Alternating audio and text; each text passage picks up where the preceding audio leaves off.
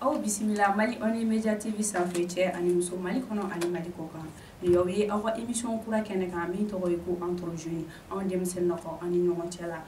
ka kuma an ka société kow kan an ka culture n'an ka fɛnw kan émission kura dun y'a ta o fɔlɔ ye émission in bɛna to ka animer aw denmuso n'a balimamuso fɛ n'o tɔgɔ ye ko Fatumata Kulibali sisan nɔ invité fila b'an bolo yɔrɔ bi n bɛna kuma d'u ma u k'u présenter an b'a daminɛ muso la. Merci Fatim Yani. Ne Aminata Ouattara. Ne Ismaël Kana Kanté. Aw bisimila Mali on est Média TV sanfɛ. An tɛna ko bila daga girinda la bi an ka thème o bɛ jeunes de kan ko pourquoi les jeunes ne s'amusent pas ko denmisɛnninw tɛ kulonkɛ kɛ mun de la bilen k'a di Kanté ma Kanté. Bon comme denmisɛnninw ka kulonkɛ n'i ko ko denmisɛnninw tɛ kulonkɛ kɛ a ko kɔnɔ ka dun dɔɔnin quoi. Mais parce que mɔgɔw ɲinana kɔrɔlen kɔ dɔɔnin pour que an ka segin ka na kɔrɔlen na fo an ka denmisɛnninw lasigi de ka to ka kuma denmisɛnninw ye fɔlɔ kulonkɛ minnu tun bɛ kɛ sigida la i n'a fɔ denmisɛnninw tun bɛ bɔ ka sufɛ kulonkɛ minnu kɛ f'olu ka segin ka na dɔɔnin de parents fana k'i appuyer a la parce que parents place dɔɔnin fana b'a la fo parents fana ka denmisɛnninw lasigi ka kuma denmisɛnninw fɛ pour que denmisɛnninw bɛ se ka kuma dun cogoya min na ka kɔrɔlenw dɔn pour que i bɛ se ka futur préparer cogoya min na. Ok o Kanté i k'o kuma faamuyara Ami ko jeunes tɛ kulonkɛ kɛ kun jumɛn na. Ah bon Kanté kɔni comme ale taara kɔrɔlen la ale taara yɔrɔ jan ne tɛ taa foyi yɔrɔ la. Wa ne kɔni fɛ min bɛ nana min yɛrɛ bɛ ka na ni jeunes ka kulonkɛbaliya ye bi surtout denmisɛnninw ne kɔni fɛ complexe dɔɔnin b'a la et puis téléphone fɛnɛ réseaux sociaux bɛɛ ka denmisɛnninw ka temps bɛɛ de ta o mana téléphone kɔni kɔrɔ ka ban dɔrɔn c'est fini fosi tɛ se ka foyi ɲɛna bilen kulonkɛ temps de bɛ sɔrɔ sisan yɛrɛ denmisɛnninw ma se yɔrɔ si fɔlɔ ni a fɔlɔ la anw tun bɛ min kɛ Alex G an bɛ kulonkɛ misɛnnin minnu kɛ ni école bɛ yen nɔ vacances ni vacances congé bɛ fɛ ka se yɔrɔ aw tilala composition na aw ma tila composition na a bɛ wagati na kalan tɛ kosɛbɛ quoi a bɛ kulonkɛ minnu kɛ école ni fɛnw kɔnɔ voilà bɛɛ t'an to bolo bilen de don an bɛɛ bɛ groupe ni former voilà groupe nu former an bɛ samarakolo ni fɛn ninnu kɛ Alex ni fɛn ninnu kɛ o si tɛ yen bilen e tɛ musomaninw na école yɛrɛ la a si ma se yɔrɔ si fɔlɔ sunkuruya de daminɛnen don u bolo o bɛ fɔ cogo di. O fana tɛ se ka kɛ ten parce que muso ni bɛɛ y'i ban i jɔyɔrɔ la sisan n'an taara ekɔliso la mɔgɔw bɛɛ bɛ malo o la bilen u b'o kɛ i n'a fɔ k'o ye village ko de ye k'an t'o kɛ Bamakɔ yan k'an ɲɛ yɛlɛnna. An bɛ complexe min fɔ ne bolo e bɛ fɛ k'o kelen de fɔ. Complexe in de bɛ parce que u bɛɛ bannen don ka segin kɔrɔlen ma toujours kɔrɔlen ko in de don. an ka kɔfilɛ dɔɔnin ma. E bɛ ka taa yɔrɔ min na kɛ an bɛ réalité min kɔnɔ bi faut que an ka kuma n'o fana ye kɔrɔlen ko in filɛ ne ko sisan denmisɛnninw dalen don la dɛ i mana fɔ min ɲɛna ko nin man fo i k'o kun de f'u ɲɛna. O ye tiɲɛ ye en plus u bɛ tila ka f'i ɲɛna ko tile tɛ kelen tuguni ko hali ni aw yɛlɛma bɛɛ fana tɛ se ka yɛlɛma o ni bɛ denmisɛnninw bɛ so kɔnɔ a ye denmisɛnninw lasigi a k'a ɲɛfɔ hali bi parce que i ye mun fɔ réseaux sociaux ko in fana nɔ b'a la dɔɔnin télé fana b'a la temps foyi tɛ denmisɛnninw bolo bi ka parents lamɛn o de ye denmisɛnninw ka problème temps yɛrɛ de t'u bolo ka parents lamɛn. voilà Kanté o yɔrɔ jara mais temps tɛ denmisɛnninw bolo ka parents lamɛn a faute yɛrɛ de bɔra joona fɔlɔ denmisɛnnin tɛ se k'a fɔ k'a bɛ ban ka parents lamɛn k'a bɛ na conseil d'a ma ne fɛ o tɛ se ka kɛ o. parce que n'i y'a mɛn i bɛ denmisɛnnin lasigi fɔlɔ n'i y'a mɛn i bɛ denmisɛnnin wele ka na k'a ka na a k'i lamɛn denmisɛnnin yɛrɛ tɛ ye so kɔnɔ bon parents cɛ filɛ nin ye ale tɛ sigi so bon muso de bɛ sigi so donc muso ye mun ye sokɔnɔ fɛn ye muso ni cɛ ma se ka mun jɔyɔrɔ fa. ayi an bɛ ne ko n ko i ka to ka taa ni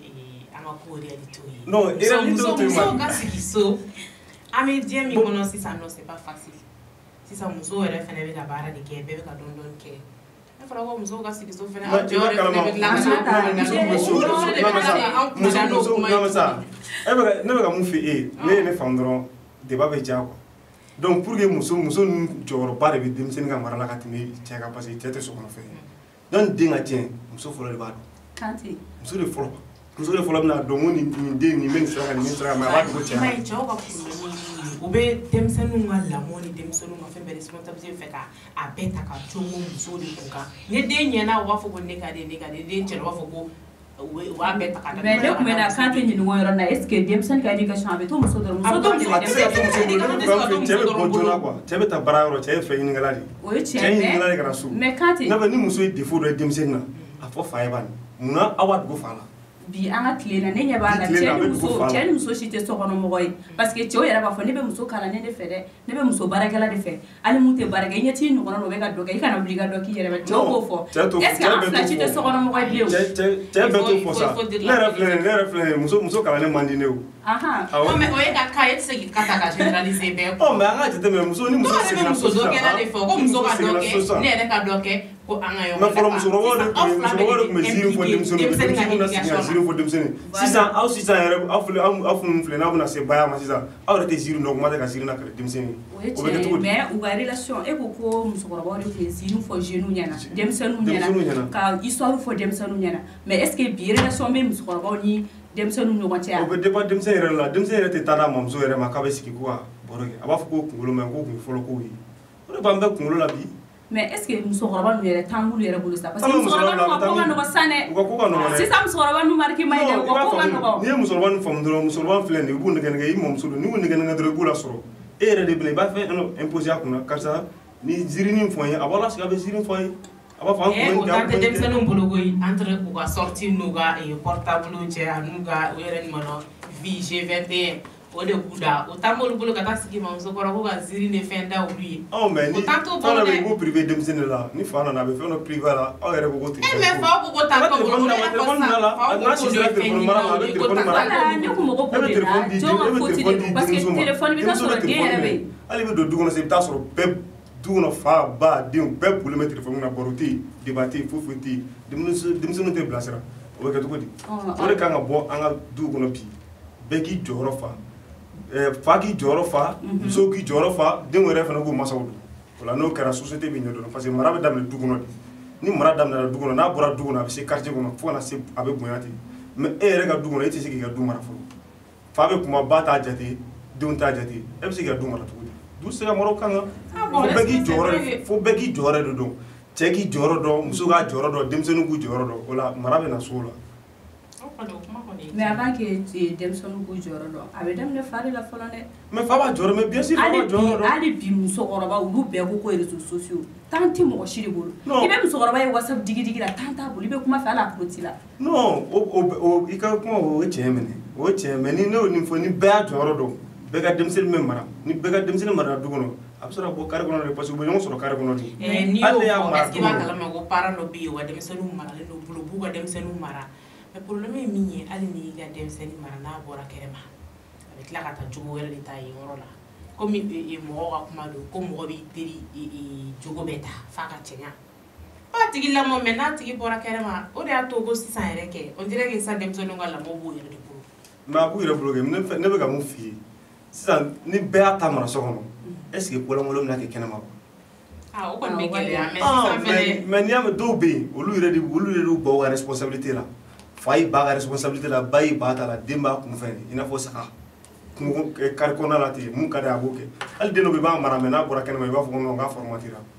o bɛɛ ye réseaux sociaux problème parce que u bɛ fɛn caman layɛ surtout aw muso yɛrɛ su mana ko 23 heures den kan ka taa école la aw denw de b'aw sigi télé kɔrɔ fo 0 heures voilà mun bɛ ka na n'o yɔrɔ ye n ko est ce que o tɛ civilisation occidentale ninnu ye i n'a fɔ an bɛ ka feuilleton minnu lajɛ olu de tɛ ka an ka ko bɛɛ yɛlɛma Baba bɛ feuilleton lajɛ Baba bɛ feuilleton lajɛ anw bɛɛ b'a lajɛ hali grand-mère yɛrɛ bɛ feuilleton lajɛ donc a problème ba de t'o ye an m'a faamu sinon occidentaux ninnu olu kɛlen don ka faamu kɔdi b'olu ka denw ka téléphone na yɔrɔ dɔ bɛ yen u tɛ don a kɔnɔ olu tɛ don ni den parent kɛlen don ka kɔdi bila téléphone na tant que n'a ma diya parent den ka don yɔrɔ la a tɛ don yen o t'an fɛ yan téléphone bɛ san ka d'a ma dɔrɔn a banna téléphone bɛ san ka d'anw ma hali n'an téléphone ma san ka d'anw ma kamalen bɛ téléphone san ka di denmisɛnnin musomanin ma bamuso b'a ye a b'a dogo fa la ne yɛrɛ b'o k'a baden a bɛ kɛ an balakaw b'a dɛmɛ mɔgɔ dɔw b'o kɛ mais o tɛ bɛɛ ye dɛ faut pas que a ka kan ninnu mais n'a cayara kɔni ni juguman cayara ni ɲuman ye a bɛ fɔ de ko ɲuman t'a la bilen a bɛ fɔ ko ɲuman mais a bɛɛ de fana bɛ ka ta ka da musow kun cɛw yɛrɛ kɔni olu démissionné la pewu ka b'u ka responsabilité la ka du ko bɛɛ ta ko muso kelen bɛ se wa cɛ bɛɛ ma démissionné o ayi cɛw démissionné don sa muso de yɛrɛ bɛ ka fɔ tile la ko fa tɛ denw na ko ba de la ne kɛ baw de cɛsiri la aw ko ni muso kelen kalanna ko ni muso kelen kalanna ko du kelen bɛ kalan aw yɛrɛ de m'o fɔ wa ko ni muso kelen kalanna ko du kelen bɛ kalan kalan tɛ école dɔrɔn ye o kalan tɛ école ye o n'a fɔra ko kalan e bɛ ka kɛ école kalan dɔrɔn ye o tɛ o kalan to dɔrɔn muso bɛ se ka musoya kalan ɲɛɲini k'a dɔn n den kan ka mara cogo di n cɛ kan ka mara cogo di o tɛ école ye o. mais quand o bɛɛ bɛ kɛ école fana na o bɛ sɔrɔ école sira fana fɛ ne hakili la. mais o bɛ sɔrɔ école sira fɛ mais bi a fɔra ko mɔgɔ sigi ko si kana si den ma o de fana nana n'o fana ye parents bɛɛ den ka d'a ye bi minnu yɛrɛ marala minnu ye mara sɔrɔ yɛrɛ k'u ye mara sɔrɔ olu denw de bɛ ka tiɲɛ. mais pour moi ne fɛ mara bɛ se ka kɛ ka sɔrɔ a ma kɛ ni bugɔli ye o. mara bɛ se den bɛ se ka mara ka sɔrɔ a ma kɛ ni bugɔli ye ne fɛ. o bɛ kɛ n'a ye ɲɔgɔn faamu mais den dɔw bɛ tant que ni m'olu bugɔ yɛrɛ olu tɛ sɔn. tubabula de olu b'u ka denw bugɔ. olu b'u ka denw an fɛ yen bugɔli de bɛ yen f'i ka bugɔ de n'i ma bugɔ i tɛ farafin den tɛ kɔti ka i sigi k'a lamɛn ko tɔya jogo b'i la bɛɛ kelen de ye tɔ kunkurunin i tɛna tɔw sɔrɔ farafin mana ta so i den maraba nin n'i den mara i bɛ s'a la n'i den kɛ babakomana ye a bɛ nisɔngoya ka di fɔlɔ la dɛ. mais an ka don an ka kulonkɛ hokumu kɔnɔna na hali sisan kulonkɛ fɔlɔ la u b'a fɔ anw yɛrɛ kɔni ma caman yɛrɛ mais an ye kelen-kelenninw kɛ parce que anw ye burusi kɔnɔ mɔgɔw an bɔra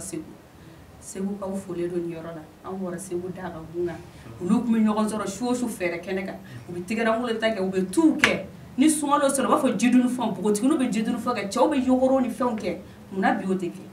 bon bi ne y'o fɔ bɛɛ bɛ k'i yɛrɛ fusayɔrɔ ma k'o kɛ bolokɔfɛ fɛn ye sinon ne yɛrɛ ne ye tun ye ka di mais bamanan an lamɔna bamanan an ye fɛn caman kɛ an fa sigira yen fonctionnaire tun bɛ fɛɛrɛkɛ na fɛɛrɛkɛnɛ dɔ tun b'an ka so kɔfɛ presque ko kɛnɛba in a bɛ tuba ka da la dugu denmisɛnnin bɛɛ tun bɛ bɔ su fɛ ka t'i sigi ka taa kulonkɛ la yen tu bɛ da ballon bɛ tan hali 22 septembre na flamboyant ninnu tun bɛ kɛ a bɛɛ valeur bɛ ka bonya a bɛ duuru bi naani fara ɲɔgɔn kan fête kɛ ka kulonkɛ kɛ mais sisan o bɛɛ de tiɲɛna ni réseaux sociaux ye réseaux sociaux nana ka na bɛɛ ɲɛ yɛlɛ k'an k'o bila an tuguna tɔw kɔ an ɲinɛna an yɛrɛ taw kɔ o de nana ni problème ye. Ami e bɛ se ka jumɛn fɔ o yɔrɔ la. bon ne kɔni bolo c'est vrai que n'i y'a ta k'a lajɛ duguba kɔnɔ nin kɔni ko de ye ne parce que hali n'i taara région ni dafɛ dugu ninnu na i bɛ taa ye k'a fɔ halisa a bɛ ka fɛn kɔrɔ minnu fɔ tɛgɛrɛ kulusu e bɛ ka fɛn ninnu fɔ i bɛ taa sɔrɔ olu bɛ yen yɔrɔ la halisa dɔɔnin mais duguba kɔnɔna in de la bɛɛ de civilisé don bɛɛ ko ko vie bɛɛ bɛ mouvement ni move ni fɛnw kɔnɔna na denmisɛnninw sɔrɔ man di nin ko ninnu si la bilen koyi. mais i ko civilisation est ce que nin bɛ an bɛ ka nin kɛ nin yɛrɛ ye civilisation ye fɔlɔ parce que an ka laada minnu tun b'an bolo o de ye anw yɛrɛ ka civilisation ye pourquoi an b'o bila ka taa mɔgɔ wɛrɛ ta ta an tɛ an kan k'o de valoriser réseaux sociaux ko in de don ne kɔni bɔra sisan réseaux sociaux ko in téléphone de don a tigi bɛ ka fɛn min ye téléphone kɔnɔ a fana bɛ ka essayer o de bɛ ka don a tigi kunkolo la ka na dɔɔnin donc a b'a essayer k'a b'o ɲɔgɔnnaw de kɛ o de bɛ na ni nin ye donc denmisɛnnin tɛ bɔ crédit karata nin si t'an ka ko ye o fɛn min bɛ kɛ réseaux sociaux kan tout ça ala an ka ko tilan yɛrɛ fɛn fɛn n'i bɛ k'a ye ko kɔrɔ fɛn bɛ ka da kɔrɔ nin si t'an ka ko ye nin bɛɛ bɛ ka ye denmisɛnninw fɛ réseaux sociaux de kan n'i y'u yɛrɛ ɲininka u b'a fɔ k'olu ka kɛ u ka tɛmɛ hali u mansaw yɛrɛ kan i m'a ye wa ne kɔni bolo je pense que solution kan ka ɲini o ko in na je pense que ni solution ɲinina o ko in na kosɛbɛ an ka kɔrɔlen ninnu caman jeunes de b'a fɔ ko o cɛkɔrɔbaw ka ko de cɛ kɔrɔlen ko ninnu ye cɛkɔrɔbaw ka ko ye sa dɔw yɛrɛ ɲumanna ko n'i sera Bamakɔ donda la dɔrɔn k'i bɛ laada village laada bɛ t'u sɔrɔ village laada bɛɛ t'u bɛ t'u sɔrɔ voilà o yɔrɔ laada tɛ Bamakɔ yan parce que ne ma deli k'a ye bɛɛ ka laada ma e b'i ka village yiri den na i m'a yiri muso la i mago t'i ka village la i yɛrɛ bɛ sigi ka village ye e bɛ se k'i ka village tabiya ta cogo di k'i b'o imposer denw na ka sɔrɔ e m'a sira don denw yɛrɛ kɔrɔ e yɛrɛ t'a dɔn yɛrɛ an yɛrɛ de kɛlen don k'an ka fɛn kɔrɔlen minnu bɛ an yɛrɛ de kɛlen don k'a lasegin so sinon constitution fɔlɔ minnu fɛngɛra la charte de kurukan fɔ o jateminɛ kɛ a bɛɛ b'a kɔnɔ fɛn bɛɛ de b'a kɔnɔ mais u ye 44 dɔrɔn de ta k'o bila ko o ye kurukanfɔ charte sinon sariya min taara kurukanfɔ a bɛ sariya 150 dɔɔnin bɔ mais 44 bɛ yen halisa an yɛrɛ t'o bila n'an ye an ka jama ɲɛmɔgɔw yɛrɛ ta olu si fana si t'a fɔ u bɛɛ kɛlen don ka kurukanfɔ charte in de bila bolo kɔfɛ n'an seginn'o ma sisan fɛn bɛɛ bɛ ɲɛ hali bɛɛ k'an bɛɛ place dɔnnen don kurukanfɔ charte la mais bɛɛ ɲinɛna o kɔ denmisɛnninw ko k'o t'an bolo bi an bɛ WhatsApp ni TikTok sanfɛ ni Instagram tan tɛ yen nɔ mais kan tɛ ne tun bɛ fɛ ka ɲininkali dɔ fana kɛ an bɛ hali ni baro bɛ bɔ a bɛ fɔ de ko nin bɛ kɛ Segu Sikaso nin bɛ kɛ Kayi nin ne bɛ kɛ mun de tun bɛ kɛ Bamakɔ yan yɛrɛ denmisɛnninw Bamakɔ ka denmisɛnninw ka denw ta tun ye jumɛn ye tantɔ kulonkɛ tun bɛ kɛ Bamakɔ yan a tun bɛ kɛ yan fana denmisɛnninw tun bɛ kulonkɛ kɛ i b'a fɔ ko village tɔw tun b'a kɛ Bamakɔ ma bali ka yɛlɛma tile kelen mais dɔn ye Bamakɔ sigi mun ye Bamakɔ sigi u bɔra village de la ka na o kɔni bɛɛ bɔra dɔɔnin village de la ka na ɲɔgɔn bɛɛ Bamakɔ kulonkɛ tun bɛ kɛ Bamakɔ yan fo mun laadala kulonkɛ ninnu tun bɛ kɛ Bamakɔ yan mais évolution de nana ka na fɛn bɛɛ tiɲɛ quoi réseaux sociaux nana ka na fɛn bɛɛ kɔni Bamakɔ dɔrɔn dɔw yɛrɛ b'u tɔgɔ changer hali ni tun ye kɔrɔkɛ ye e b'a yɛlɛma n b'a kɛ jagoya ni mun sera Bamakɔ dɔrɔn o bɛ ɲina village ko mais ngo fene ba nga demsenu na sisan mɔgɔ si tɔgɔ dɔn bilen tɔgɔ kerelenw de b'u la fan bɛɛ fɛ o tɔgɔ bɔra min o yɛrɛ tɔgɔ ma bɔ yɛrɛ ka imagination kɔrɔ o bɛ nin tɔgɔ ninnu bɛɛ réseaux de kan Fatushka dɛ a tɔgɔ kirikara bɛɛ de b'u la sisan o dun t'an ka fɛn ye a si yɛrɛ i ka identité yɛrɛ dɔnnen tɛ bilen mais cɛnin de don u si ka identité yɛrɛ dɔnnen tɛ bilen k'u si ka identité denmisɛnninya tɛ mɔgɔ tiɲɛ o denmisɛnninya tɛ mɔgɔ tiɲɛ fo o faamuyara kosɛbɛ mais aw yɛrɛ bolo yɛlɛma bɛ se ka na parce que an ka n'an ka kɔrɔlenw bɛɛ bila kuma caman mɔgɔkɔrɔbaw b'a fɔ olu b'a fɔ mais olu yɛrɛ t'a kɛ an ka dɔnnibagaw b'a fɔ olu b'a fɔ mais an tɛ olu ye ka foyi kɛ mun bɛ an ka kɔrɔlenw nu an b'an lasegi o ma dɔɔni an bɛ se ka yɛlɛma bɛ se ka don an bɛ se ka an ka kɔrɔlen dɔɔni sɔrɔ tuguni ka fara nin kan kɔrɔlen nin ka na dɔɔni fo autorité fana k'i sen nɔ fɔlɔ semaine nationale tun bɛ kɛ o tun bɛ kɛ olu tun bɛ kɛ denmisɛnninw tun bɛ na kulonkɛw tun bɛ kɛ boliw tun bɛ kɛ bolikurusiw tun bɛ kɛ o bɛɛ dabilara autorité fana jɔyɔrɔnin dɔɔni b'a la o ye tiɲɛ fɛn caman bɛ yen n'u y'olu lance sisan ka nin kulonkɛw kɛ ka prix di a la u ɲinɛna o bɛɛ kɔ k'a tɔ bɛɛ kɛ dɔnkilida dɔrɔn ye ka sɔrɔ fɛn wɛrɛw bɛ yen mun ni dɔnkilidaw tɛ kelen a tɔ bɛɛ kɛra rappel ye sinon biennale yɛrɛ tun bɛ kɛ biennale tun bɛ kɛ tiɲɛ e bɛ ka fɛn minnu fɔ sisan nɔ c'est vrai que nin fana ye initiative ɲɛnɛman de ye site la minnu bɛ site la u bɛ ɲagami ɲɔgɔn na u bɛ se ka une semaine un mois u b'o kɛ aw bɛ deli ɲɔgɔn na quoi mais e bɛ yan fɛ ne bɛ yan fɛ bɛɛ kɛlen don ka danfaranin sigi i ka yɔrɔ la donc a ma nɔgɔn quoi donc n'aw gɛrɛla ɲɔgɔn na aw bɛ kɛ ɲɔgɔn fɛ aw tin bɛ don ɲɔgɔn na minnu bɛ kɔrɔn fɛ n'olu nana yan sisan an bɛɛ ka fara ɲɔgɔn kan an ka semaine nationale dɔ kɛ sisan autorité yɛrɛ k'i jɔ i jɔyɔrɔ kan semaine nationale yɛrɛ kɛ ka bɛɛ wele ka manden wele histoire min bɛ manden c'est trop mais manden ko la dogolen don bi ko la o ye tiɲɛ Aminata sɔnni ka kuma o yɔrɔ la ne bɛ n ba fo tante Awa Goyita Fosano ale ye biennale kɛ kosɛbɛ ka prix ta biennale la fana ale tun ye dɔnkilidala a tun bɛ se dɔnkilida la kosɛbɛ n b'a fo ni yɔrɔnin na Fosano tante Awa i ka foli bɛ yan Aminata changement bon ne kɔni bolo kan tɛ min fɔ ni kɔni initiative ɲɛnɛmanbaw de c'est vrai que ne ninnu kɛra ka nin festival modèle ninnu organiser ka prix k'a la ka récompenser k'a la i b'a ye k'a fɔ a bɛ jeunes attirer surtout k'o de ka d'u ye fɛngɛ ni fɛn bɛ ninnu na engouement dɔɔni ka k'a la quoi u ka to ka na n'an ka kɔrɔlenw ye u ka compétition k'a la mɔgɔw ka to ka taa participer a la donc i b'a ye a fɛn kanu bɛ tila ka na o dusukun na dɔɔni dɔɔni et puis n'a fɔra ko nin fɛn bɛ ka organiser nin catégorie bɛ nin catégorie bɛ dɔw yɛrɛ ko nin catégorie jumɛn n'a fɔra ko nin récompense b'a la a tigi yɛrɛ bɛ taa recherche kɛ a bɛ taa recherche kɛ cogo di n'a tɛ livre kɛrɛfɛ kɛ cogo jagoya i na taa gɛrɛ i mamuso kɔrɔ dɔ la ou bien i na taa ɲini fan dɔ fɛ o k'a dɔn mais ni concours bɛ ka kɛ nin bɛ anw yɛrɛ de ka fɛn kan i bɛ fɛngɛ na i tɛ nin ɲɛfɔ ɲɛna aw tun bɛ nin ɲɛfɔ la a bɛ kɛ cogo di de dɛ donc i b'a ye relation yɛrɛ dɔ bɛ créer conversation bɛ na u bɛ to ka kuma ye ɲɔgɔn fɛ dɔɔni dɔɔni i b'a ye a ye min fɔ c'est extrêmement intéressant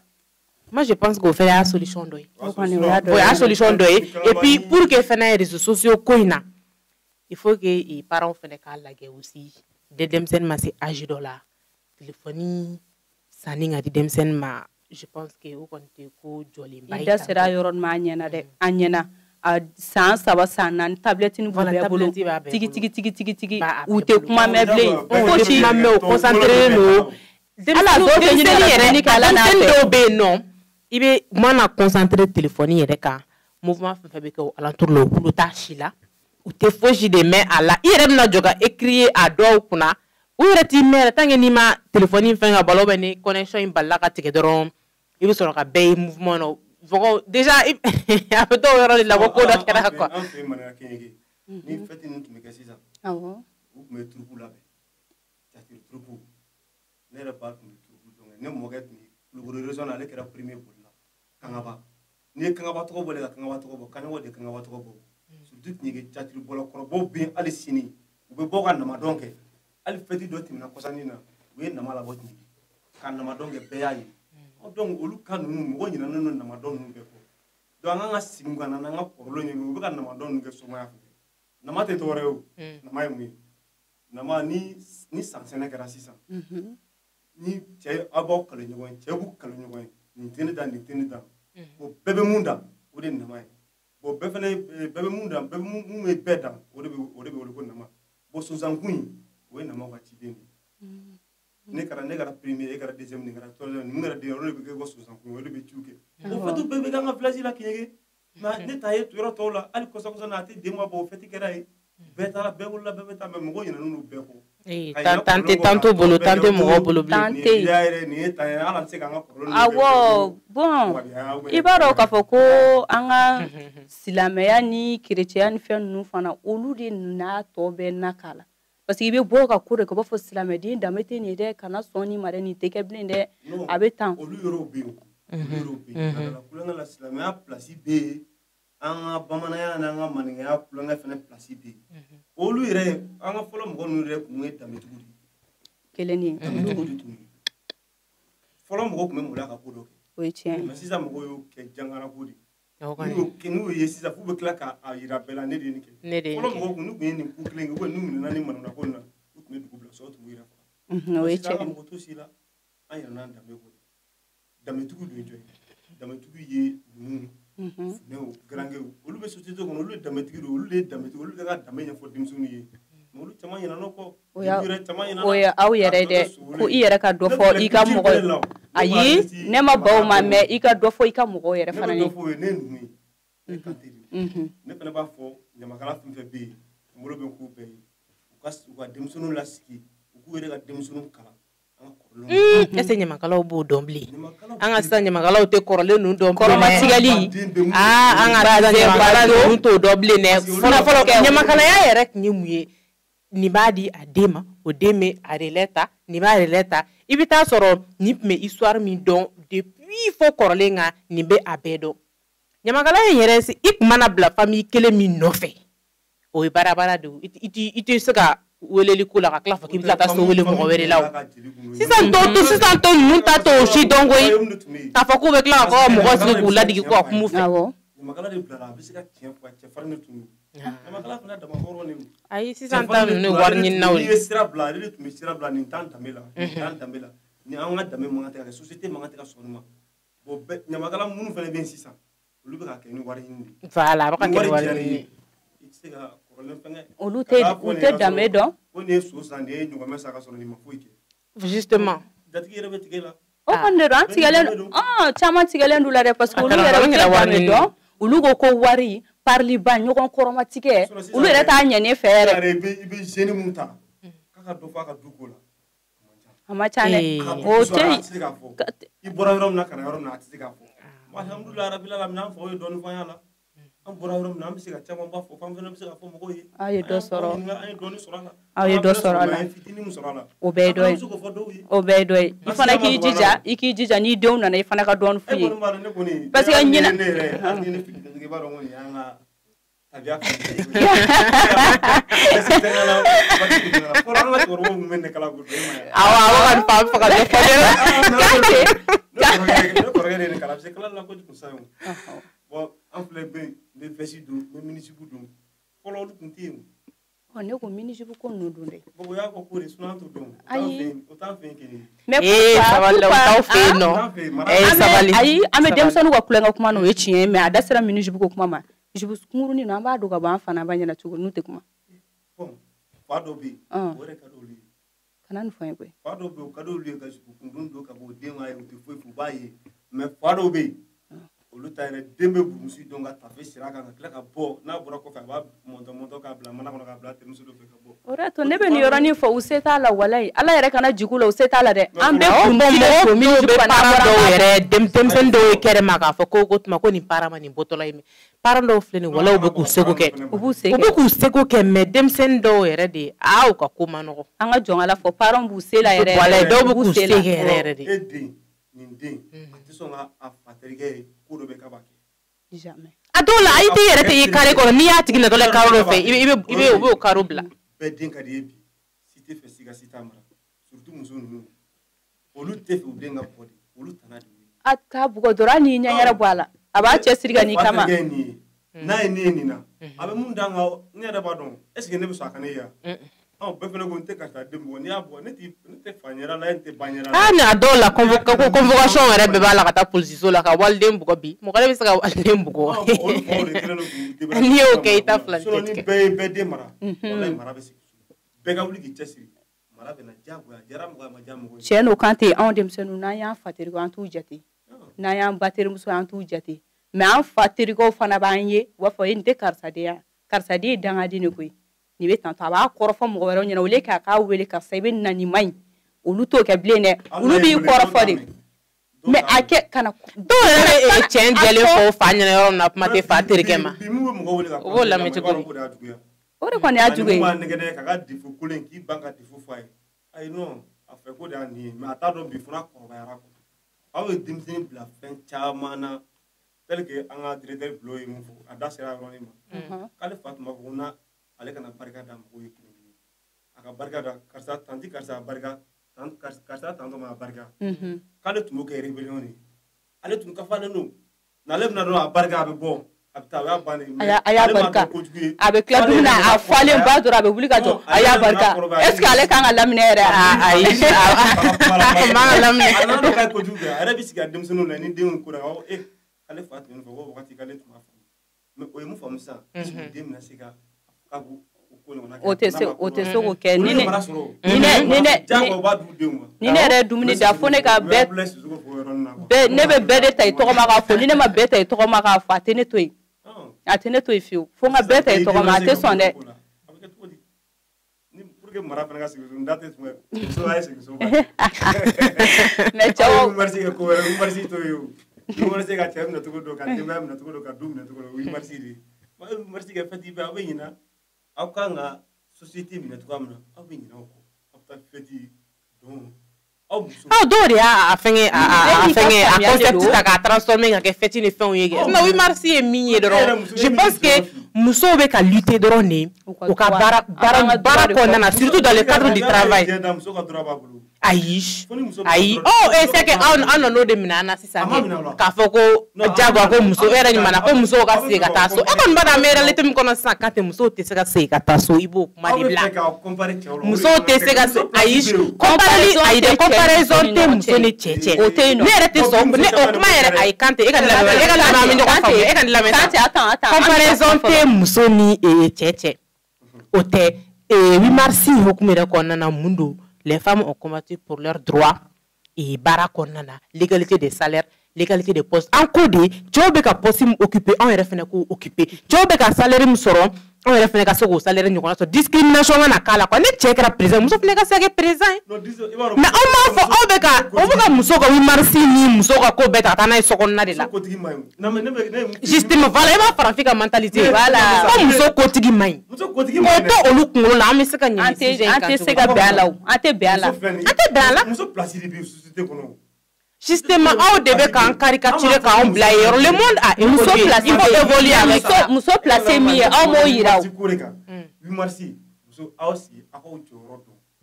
aw sigiyɔrɔ dɔn aw wuliyɔrɔ dɔn 8 mars a ye cɛ bonya fɔ télé la quoi aw muso n'a wolola 8 mars yɔrɔ cɛ kan ka bonya cogo di ayi ce n'est pas dans le cadre du 8 mars quand ayi 8 mars contexte de kɔnɔna ye an ka taa jɔ k'a fɔ ko cɛ kan ka bonya du kɔnɔ cogo min na 8 mars cadre kɔnɔna ye dɛ an ka droit ko de fɔ an ka droit ko de bɛ k'a fɔ an ka droit t'an bolo an ka droit t'an bolo dans l'égalité des salaires o tɛ yen dans l'égalité des postes a tɛ yen nɔ ayi an tɛ ka kɔda kɔ la muso bɛ se ka kɛ ten cɛ bɛ kɛ ten tigɛ cogo min na muso bɛ se ka voilà justement an bɛ se ka ko ye mais musow ka m'o dɔrɔn de ma mais n'a bɛ kɛ k'an bɛ fɛ ka aw place ta tutigiya la aw bɛ ka confusion de créer 8 mars kɔnɔ ayi an b'o ka to yen o ye sujet wɛrɛ ye an b'o ka to yen olu ɲɛna ko 8 mars hukumu kɔnɔna na k'an bɛ fɛ ka olu place ta dugu non c'est pas ça ni cɛ kɛra directeur ye muso yɛrɛ fana ka se k'o PDG rôle in sɔrɔ kɛ ni muso o de ko don équité des salaires et an ka considéré comme égal dans le milieu professionnel o de ko don kosɛbɛ 8 mars yɛrɛ y'o o de ye quoi dans le milieu professionnel a ma fɔ ko dans le cadre voilà dans la vie conjugale o tɛ muso tɛ sokɔnɔ fɛn cɛ tɛ sokɔnɔ fɛn an si tɛ sokɔnɔ fɛn aw de kan ka silamɛya yɛrɛ o de fɔ silamɛya y'o fɔ ayi il faut pas mélanger n'i ye fɛn in ɲagami dɔrɔn i b'a bɛɛ de cɛ denmisɛnninw mara ni denmisɛnninw ye ko min kɛ n'a ma ɲɛ a y'a fɔ fa ye a tɛ nin ye den ka éducation yɛrɛ u bɛ k'a bɛɛ ta k'a cogo musow de kunna o tuma muso kelen de ta ye den wa mais i yɛrɛ fɛ ne muso dɛsɛra i ka responsabilité assumer kɛ non les hommes n'assument pas les responsabilités aujourd'hui olu kon ta ye ngata e demsene nga école sara ne ni fenga nga ni ke mais les hommes anga sabali ko la mo die me fendo ke doro chero busigi ayo di badi ni mama na ba fo ide ma fo mama ide me mama wele de ate se ga fo bo die mpolo mo anga me chemu la damne no mun nga marabu bulu donc ugu muso fere ku ga maro placita bec no re fo bec placita muso ga placita et dans la responsabilité d'éducation des enfants aujourd'hui les hommes sont beaucoup plus démissionnaires que les femmes. C'est la vérité. C'est la réalité.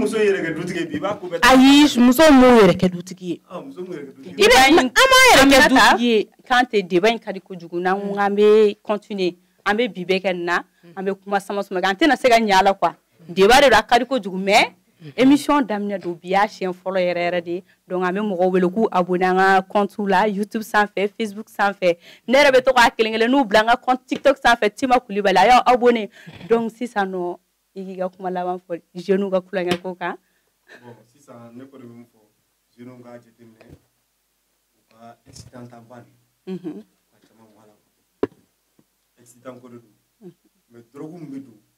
ko ka contrôler ko seba kana don ko il y a une autorité placée. Avec tout va et puis n'a pas fait après donc au cas où nous y sommes comme ni mun duna ni mun droguta même quand on cola na be droguta be mun drogula na tara il va ta sur a pas de placer le numéro de là ko be da tuté mali ko be de yo ça sans dem sunu ta be gara 600 000 lomi. Oui, c'est vrai que manque de discipline et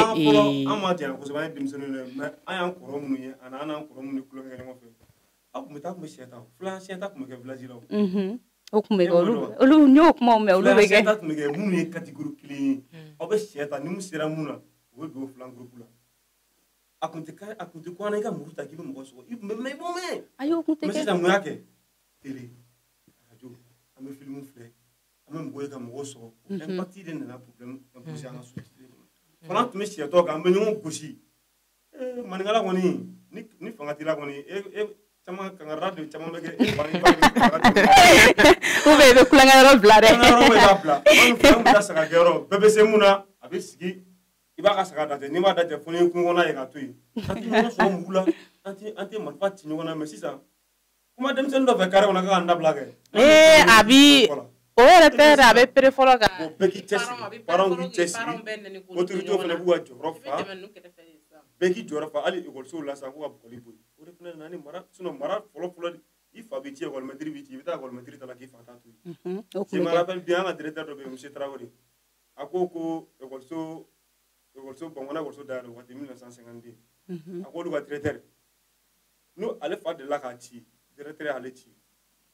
wala a taara segu minɛ ju Traoré a taara directeur ka ci kɛ fa kan ka taa furu la a ma sɔn ka taa fa ta kɛ dɛ a taara directeur de ta kɛ ka na fa mɛnna ka makɔnɔ fa nana k'ale tun bɛ mun na k'ale tun taara u ka misi ka ci la fa ye tɛgɛ da kulo kɔrɔ e ka tɛgɛ da kulo kɔrɔ ne b'o kɔrɔ ne misi kɛlɛ ka ne minɛ awɔ mɛtiriw an bɛ an fana baw bonya so cogo min na an kan ka mɛtiriw fana bonya ten tɔ olu fana y'an fana ba ye olu jɔyɔrɔ ka bon kosɛbɛ an ka hakili to a yɔrɔ la dɔw yɛrɛ de bɛ mɛtiri ninnu menacer kosɛbɛ ils savent que leurs parents sont prêts à les soutenir.